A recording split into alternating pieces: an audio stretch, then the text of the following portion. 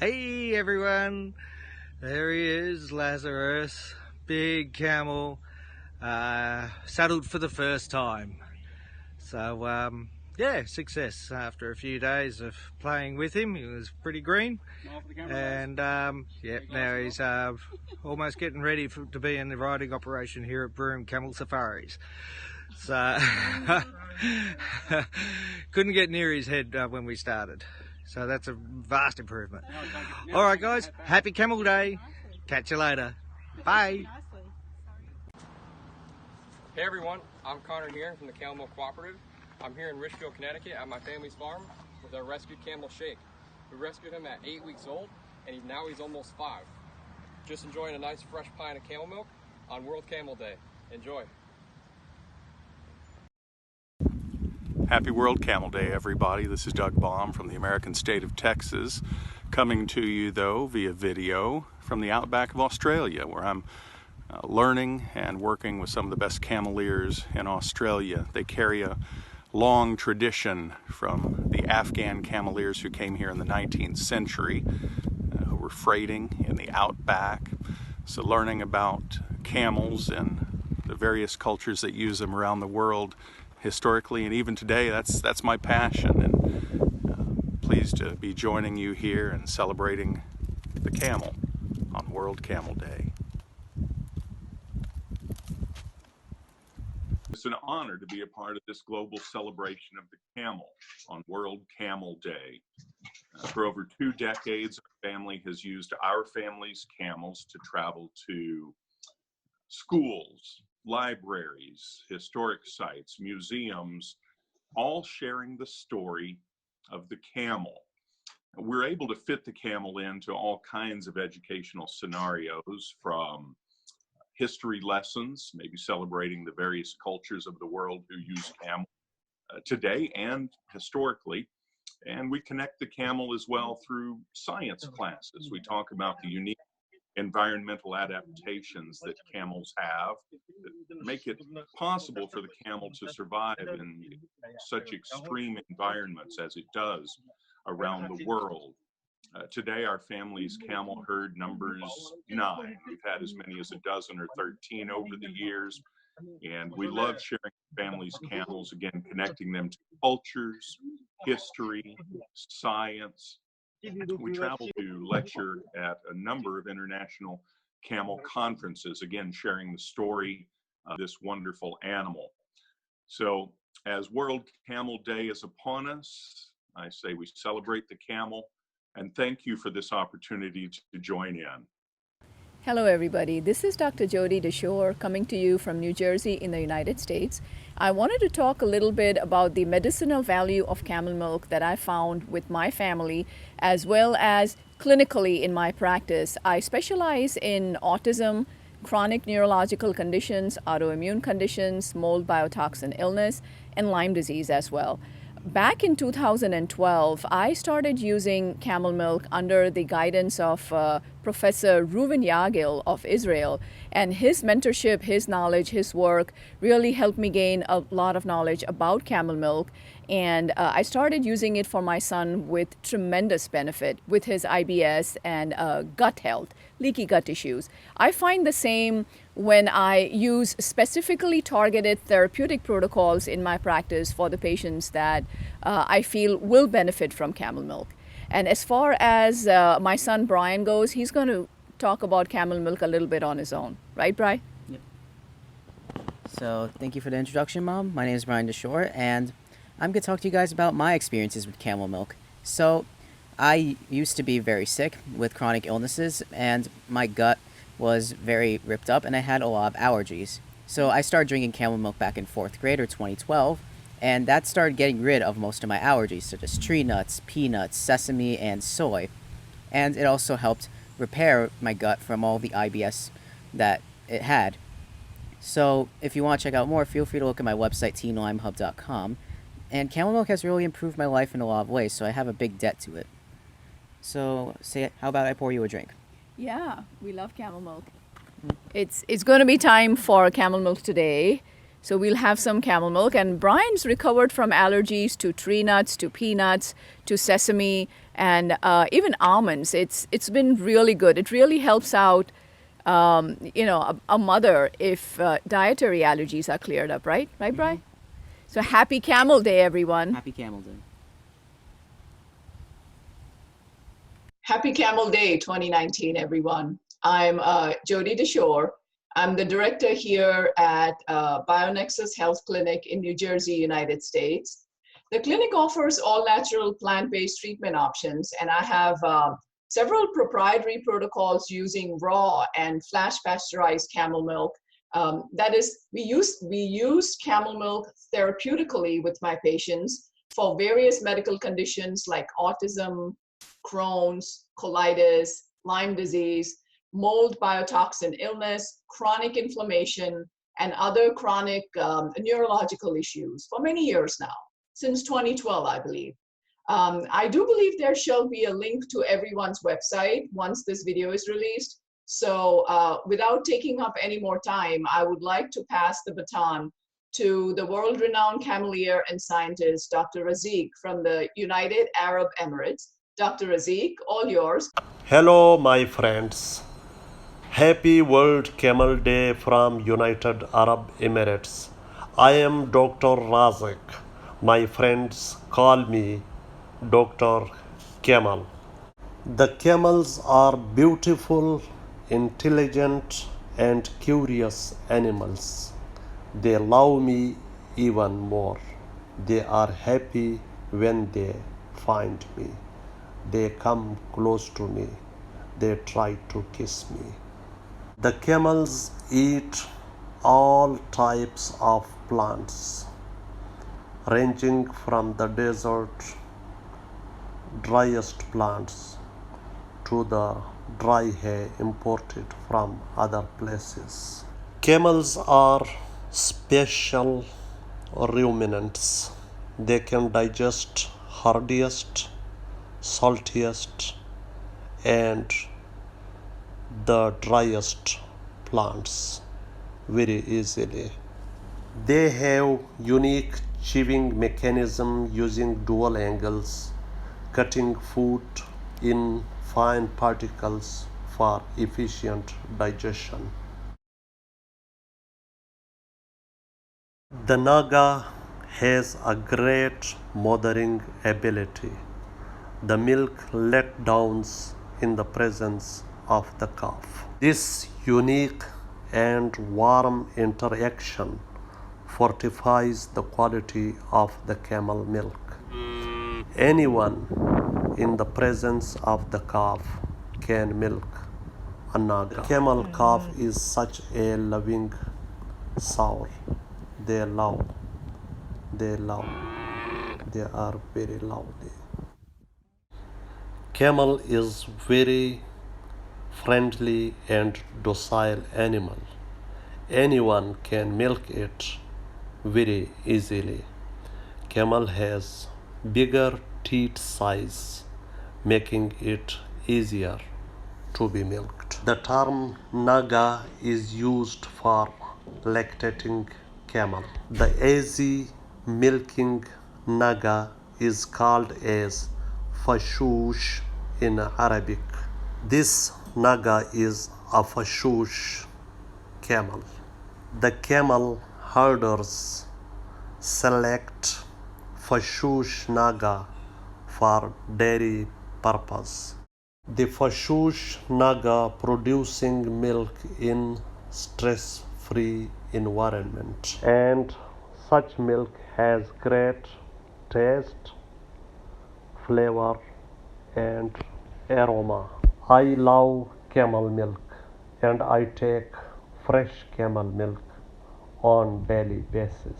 I do not ask the camels to follow me, but prefer and love to follow the camels. They are such a lovely creature of the nature. So I am following the camels since last 2 decades and share my experience with the world. Thank you very much. Thank you very much, Jody. I am Dr. Razik. I have a doctorate in camel production, especially the camel milk.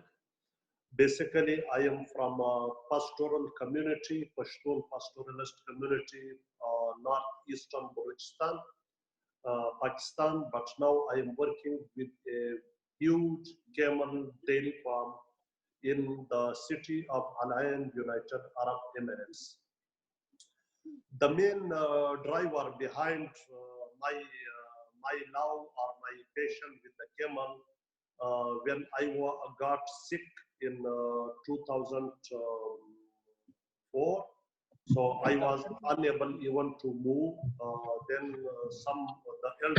one elder, he advised me to go to the camel community and take camel milk regularly. So I recovered with the camel milk. So I am the living story of the camel milk. So I recovered, then I started my work, my research, and I joined PhD program in one of the famous agriculture university in Pakistan. So I did work with a lot of people at global level to tell the people, to tell the world that the camel milk is really working. So that time the people were laughing at me when I started work on camel milk. So they said, there is no milk in camel and this and this. Now, thanks God, we have the camel with 40 liters per day. We have some genetics, some camels. So the camel is like all over the world. Now there is camel, camel, camel. Many of my friends, they call me Dr. Camel. So I am happy with this name. I am very thankful to you all, especially to Jody, to give us this opportunity. I have the forum to speak and to express my views. I was the first person who initiated or who introduced this World Camel Day with the world in 2010. So thanks God and thanks my friends, my colleagues, my camel people, all are in front of me now. They supported me. Now it is celebrated all over the world at different forums. So thank you very much and have a happy World Camel Day, Mike. Hi, thanks, Razi. This is Mike here from Malaysia. So, a friend of Dr. Razid, and I came across about camel milk a few years back due to family needs. And in the last couple of years, I have actually introduced the same camel milk to some of my friends, and we do see some great results for the special kid needs, for the normal kids as well, and also for adults who is in the pre-diabetic stage. So give it a try on the camel milk, right? And I'll make it short. So basically, one of the key things that I want to point out here is whether it's raw or flash pressurized, they are still pretty much almost the same. So it depends on what you actually get in your country, what are the food regulations and stuff like that. So give the miracle milk a try, and I'll pass on to the next person, Hans. Thank you, Mike. I'm Hans Knudsen from South Africa, the Northern Cape in South Africa, which is an ideal environment for camels because it's dry and it's hot. It's everything you associate with camels. Our camels originally come from Sudan, according to the experts. That's Dr. Razik, and that's just judging on the pictures. But yeah, anyway, they were imported by the British in the 19th century, end of the 19th century, for mounted patrol units, the police mounted patrol units. And when they moved to motorized transport, they sold their camel herds, and the camels have been on our farm since 1954. They've only really been used for the occasional riding camel, you know, the demand for riding camels, and also the occasional demand for meat. And there was really no use to them until or 2015, when we decided to try to find a market for camel meat in South Africa. Now, during our research of the market, we came across this health properties of the camel milk. And that's where we then started 3 years ago, now almost 4 years ago.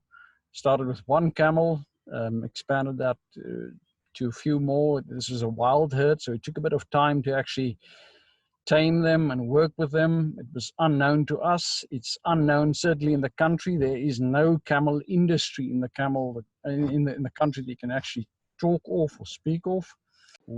Today we have about 30 camels in the total herd, of which 15 are milked on a daily basis. We milk twice a day.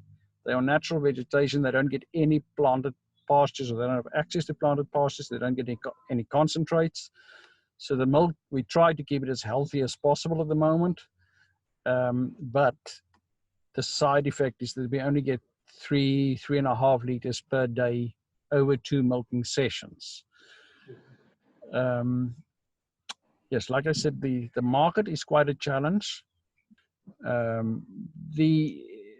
Our products is pasteurized milk, recently introduced, unpasteurized milk, which has been our main market, 95% of our market till now. And then we also introduced powdered milk to try to get around this issue with the logistics of getting to market in time, because we get only 8 weeks lifespan if we freeze the milk, which is what we do with the fresh milk. And it does give us enough time to get to market and sell it, but it is still a limited lifespan. Then over to Bagel.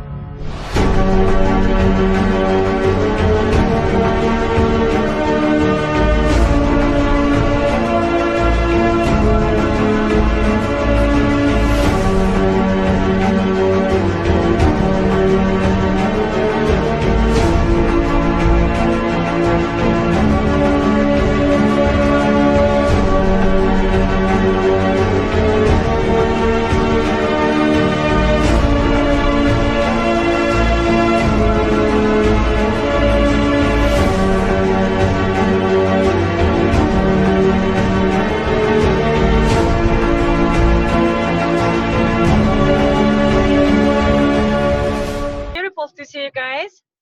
So my name is Michael. You can call me, it's much more easier. So I'm Mongolian adventure seeker, but also I'm quite excited. Also, I'm in the car. Also, I'm driving to airport. So noisy. So I'm doing camel caravan. From Mongolia to all the way to Europe. So right now I finished the Uzbekistan. So I come back to Mongolia to apply visa for Iran and the Schengen. So right now I'm in Inner Mongolia, part of China. The Inner Mongolian Camel Association invited me to their camel journey and the camel racing. So I was born in nomadic family. So in Mongolia, we have, if the nomadic family, they have 5 different animals. So especially I grow up with the camel. So some of my relatives, they have over 1,000 camel. So in Mongolia, we use everything. We use everything from the milk, use everything from the camel. So I'm quite excited. So it's me. Okay, that's great. I'm so glad you managed to join in because I know you're in China right now, right, Michael? Yes, I'm in China. Also, I'm in the car driving to airport to catch my next flight. Okay. Oh my God. But that's okay. We understand. So thank you so much for joining us. I'm really glad we were able to connect, even if it was for just a couple minutes. And it was amazing to hear everybody's camel stories and about everybody's work. I know we have to keep this video kind of brief. So what I wanted to tell everybody is that we are going to have another meeting, hopefully, now that this one succeeded, and we shall give people more information, because I have a beautiful healing story from many families and patients that I see with autism. So I think it would be a wonderful forum if we could all get together and pass information on to people about the wonderful world of camels. Hello, my name is Dr. Piers Simpkin, and I live in Kenya, and I keep a herd of approximately 100 camels, who have centuries of knowledge between them. We keep the animals mostly for their milk, and when a calf is born, it's so vital to ensure that she gets enough colostrum within the first 12 to 24 hours. These young calves are left to suckle freely with their mothers for the whole of the first month. In the second month, we start milking the camels, and we milk 2 to 3 times a day, once in the morning and twice in the evening. But the calves are still allowed to suckle freely during the day. Milking a camel requires some experience and skills. All of the milking is done by hand, and the herdsman has to balance on one leg in order to milk with both hands. It normally takes 2 herdsmen to milk each camel. The camel is really the most extraordinary beast. It produces enough milk not only for its calf, but also for its owners, even in the most severe drought. So I'd like to wish you all, and indeed all camels, a very happy World Camel Day. Bonjour, je me présente, je m'appelle Afaf Ahmed, je suis la présidente de coopérative Ajban Lanta ici à Gmim, au Maroc, de production de fromage au lait de Camel. Je vais vous présenter notre projet. مرحبا بكم.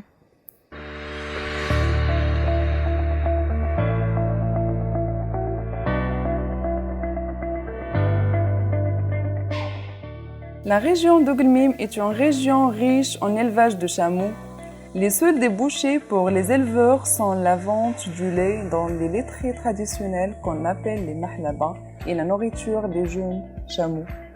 Quelques tentatives de transformation fromagère ont été tentées plus au sud, mais sans réelle réussite.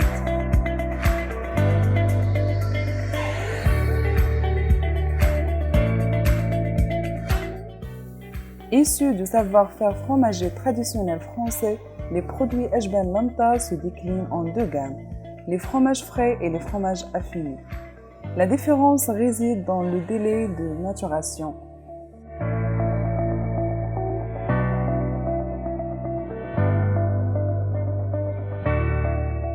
Notre processus de fabrication respecte les normes européennes en matière d'hygiène et de sécurité. إنتاج الجبن يمر من عدة مراحل. بعد التخمير نضعه في قوالب من أجل التصفية.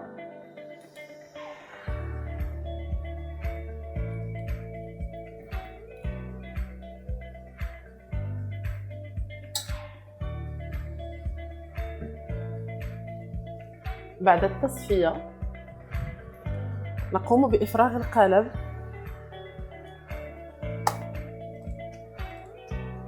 لنحصل على هذا الشكل. Le projet Ajban Lanta présente une opportunité de développement pour toutes les populations vivant de l'élevage du chameau.